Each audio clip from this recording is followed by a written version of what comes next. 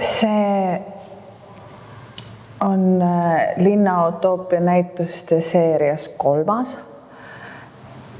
Linna-utoopia 2 toimus Pärnus ja Linna-utoopia 1, siis tal ei olnud veel numbrit, oli Tallinnas, Vanalinnas. Alguses meid oli 4 tükki ja mõte tuligi sellest, et 4 graafikakunstnikul olid praktikas linnateemalisi teoseid või et see temaatiline kese eksisteeris kuidagi iseenesest.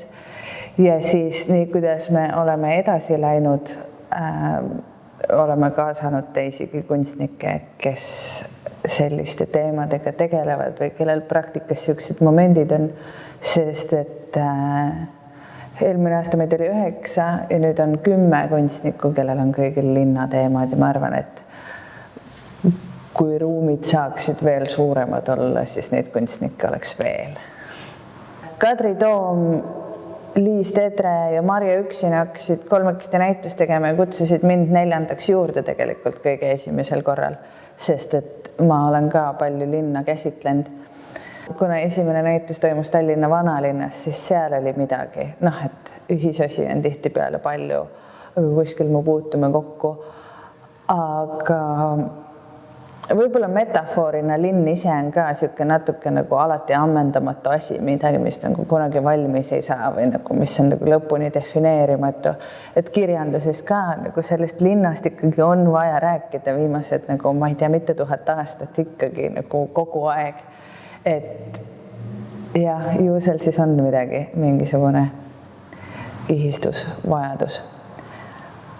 Pluss muidugi teine asi on see, et igasugustele, et mingite teemadega tihtipeale käivad kokku mingisugused kujutamisviisid ja minu meelest graafikale linn või linnale graafika sobib väga hästi, et linn on projekteeritud ja need motiivid kanduvad nagu trükigraafikasse ja nendesse vahenditesse hästi edasi paremini kui mõnda teise võib-olla. Aga utoopia vist jah, just selles mõttes, et eesmärk ei ole linna kui sellist dokumenteerida, vaid võtta linn mingisuguseks temaatiliseks lähtepunktiks ja siis sealt edasi minna. Kas siis fantastiliste kujundite või mingite täiesti teiste kohtade ja ideede poole. Et see ei ole linn ainult füüsilisel, vaid ka ideelisel tasandil.